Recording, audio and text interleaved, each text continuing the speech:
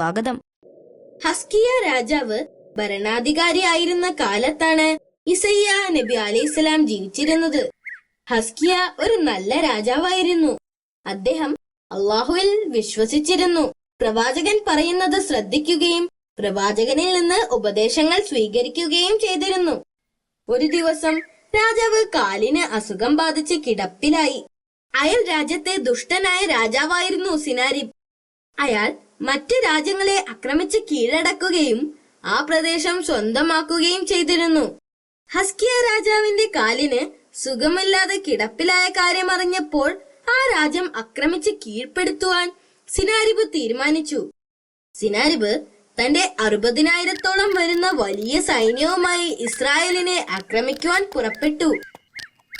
ഈ വിവരമറിഞ്ഞ ഒരു ദൂതൻ കൊട്ടാരത്തിൽ ഓടിച്ചെന്ന് വിളിച്ചു പറഞ്ഞു, ബാബിലോണിലെ രാജാവായ സിനാരിബ് നമ്മെ ആക്രമിക്കാൻ വരുന്നു.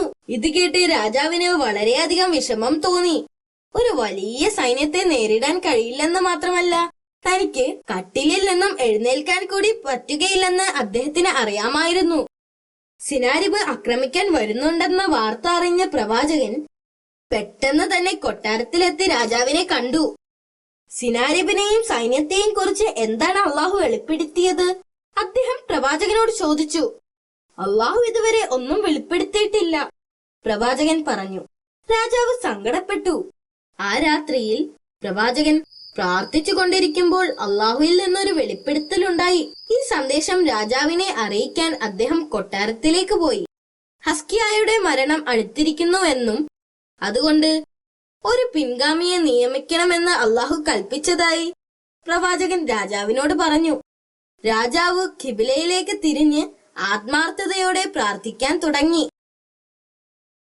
ലോകനാഥനായ രക്ഷിതാവേ, സർവശക്തനും ദയാലുവുമായ അള്ളാഹുവേ, ഇസ്രായേൽ ജനതയോടുള്ള എന്റെ നീതിയും ധർമ്മവും എന്നേക്കാൾ കൂടുതൽ നിനക്കറിയാം. അത് ഞാൻ നന്നായി നിർവഹിക്കുന്നുണ്ടെന്നും നിനക്കറിയാമല്ലോ. എന്റെ എല്ലാ രഹസ്യവും പരസ്യവുമെല്ലാം നിന്നോടൊപ്പമാണ് എന്ന് അദ്ദേഹം പ്രാർത്ഥിച്ചു. ഹസ്കിയായുടെ ആത്മാർത്ഥമായ പ്രാർത്ഥന കേട്ടപ്പോൾ അള്ളാഹുവിന് അദ്ദേഹത്തോട് കരുണ തോന്നി. അള്ളാഹു സുബ്ഹാനഹു തആല ഇസ്രായേൽ ജനതയ്ക്ക് വേണ്ടി ഹസ്കിയായുടെ ജീവിതം 15 വർഷത്തേക്ക് കൂടി നീട്ടിക്കൊടുക്കാൻ തീരുമാനിച്ചു. അന്ന് രാത്രി പ്രവാചകൻ പ്രാർത്ഥിക്കുമ്പോൾ അള്ളാഹുവിന്റെ സന്ദേശമുണ്ടായി. ഹസ്കിയായുടെ ജീവൻ 15 വർഷത്തേക്കും കൂടി നീട്ടിയിരിക്കുന്നുവെന്നും അത്തിപ്പഴത്തിന്റെ നീര് രാജാവിന്റെ കാലിലെ മുറിവിൽ തേച്ചു കൊടുക്കാൻ ആവശ്യപ്പെട്ടു. കൂടാതെ രാജാവിനെ ശത്രുക്കളിൽ നിന്നും രക്ഷപ്പെടുത്തുമെന്നും അള്ളാഹു വെളിപ്പെടുത്തി. പിറ്റേന്ന് പ്രവാചകൻ ഈ സന്തോഷ വാർത്ത അറിയിക്കാൻ രാജാവിന്റെ അടുത്തേക്ക് ഓടിപ്പോയി. ഇത് കേട്ടപ്പോൾ രാജാവിന് ഭയങ്കര സന്തോഷമായി.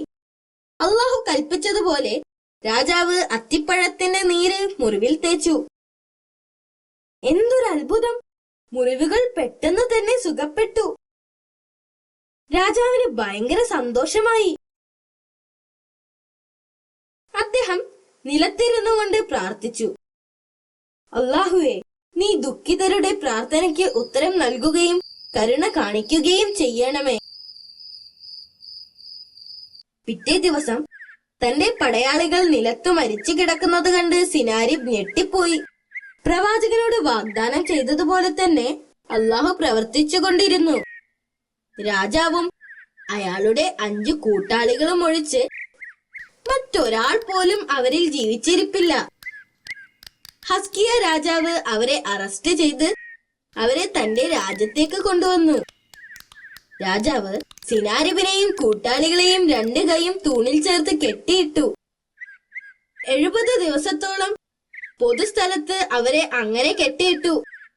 എല്ലാ ദിവസവും അവർക്ക് അപ്പവും കുറച്ച് വെള്ളവും നൽകുമായിരുന്നു. 70 ദിവസത്തിനു ശേഷം അള്ളാഹു പ്രവാചകനോട് സിനാരിബിനെയും കൂട്ടാളികളെയും അവരുടെ രാജ്യത്തേക്ക് വിട്ടയക്കാൻ കൽപ്പിച്ചു. ഈ വിവരം രാജാവിനെ അറിയിച്ചപ്പോൾ രാജാവ് ഉടൻ തന്നെ അവരെ വിട്ടയച്ചു. ഹസ്കിയ രാജാവിന്റെ മരണത്തോടുകൂടി ഇസ്രായേൽ ജനത വഷളായി.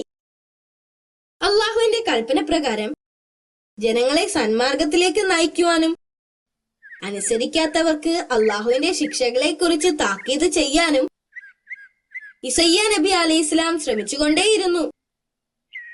അദ്ദേഹത്തിന്റെ പ്രസംഗം അവരിൽ അദ്ദേഹത്തോട് ശത്രുത ഉണ്ടാക്കി. അവർ അദ്ദേഹത്തെ കൊല്ലാൻ തീരുമാനിച്ചു. അദ്ദേഹം മറ്റൊരു അഭയസ്ഥാനം അന്വേഷിച്ച് അവിടെ നിന്ന് യാത്രയായി. ഈസാ നബിയെ കുറിച്ചും മുഹമ്മദ് നബി മുസ്തഫ സ്വല്ലല്ലാഹു അലൈഹി വസല്ലമയെ കുറിച്ചും അവർ ജനിക്കുന്നതിനു മുൻപ് തന്നെ ഇസയ്യ നബി അലൈഹി ഇസ്ലാം പ്രവചിച്ചിരുന്നു.